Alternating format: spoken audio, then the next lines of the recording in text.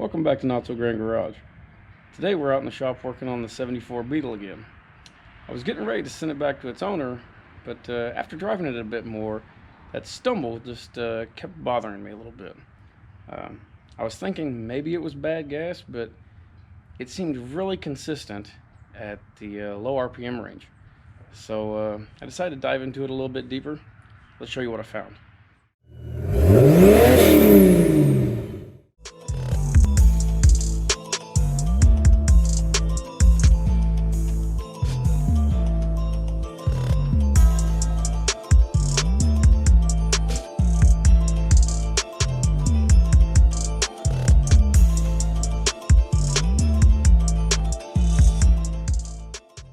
If you followed along with the first video on this car, I replaced this distributor here.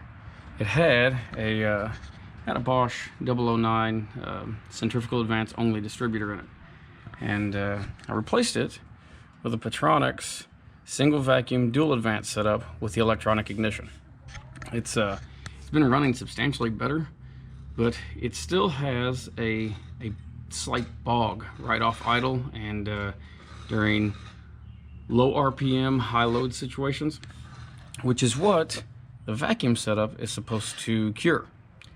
Well, I decided to check things over a little bit and discovered that this vacuum canister isn't doing anything because it can't hold a vacuum. As you can see, I've got a little handheld vacuum pump hooked up. Don't mind the gauge is off. This is a little $10 cheapie. I typically don't use for actually testing vacuum, but figured I'd use it in this case. But I can pump it up and it just drops back to zero. That canister's doing nothing.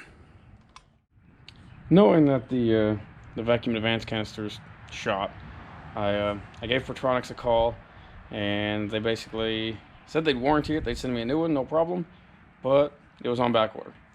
So I'd ordered the distributor from Amazon, so I got a hold of them and they shipped me a whole new one, and it just came in today.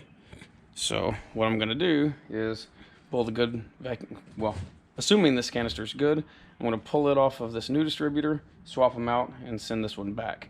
That way I don't have to retime this one. This one's working great other than this canister.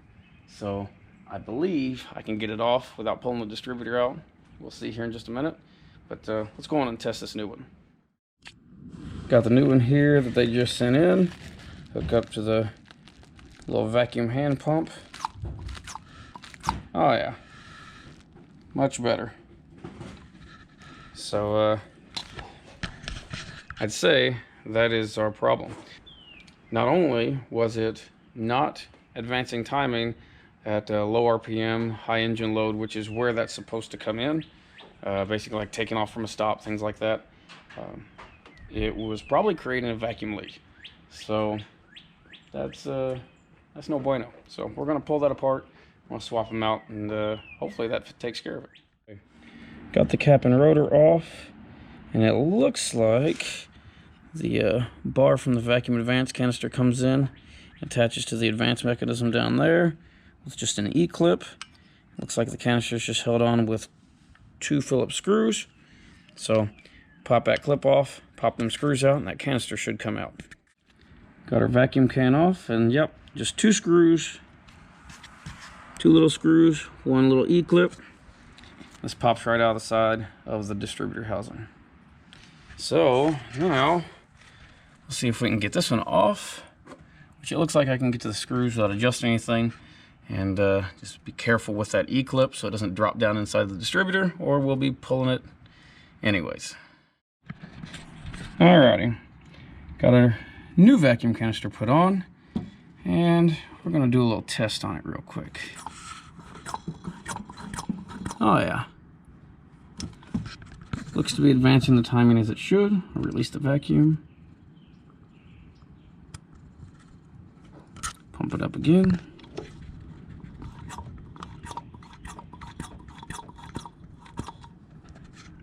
Yeah. Reset back down. Perfect.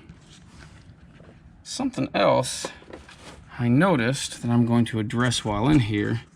If you look at that screw back there, that wire is riding right on top of it. I'm not sure if it's focused or not, but I'm gonna see if I can get something on top of that screw to keep any chafing or anything from causing issues down the road. Okay, I just put a little dab of RTV on the top of that bolt, and that should insulate it well enough. Alright, there we have it, all back together with the new canister on, vacuum lines hooked back up, everything back in place. So I want to take it for a test drive here in just a bit. But that just goes to show you, just because a part is new doesn't mean it's good. So don't be afraid to second guess a new part if you replace something and it's still not right.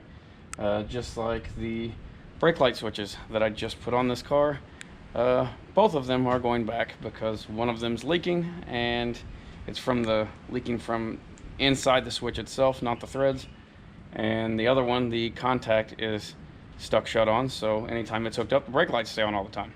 So I've got another set of those coming from a company out of California, which supposedly they make much better ones. So we'll see when they get here. But yeah, looks like it's gonna rain, so I'm gonna wrap this up here.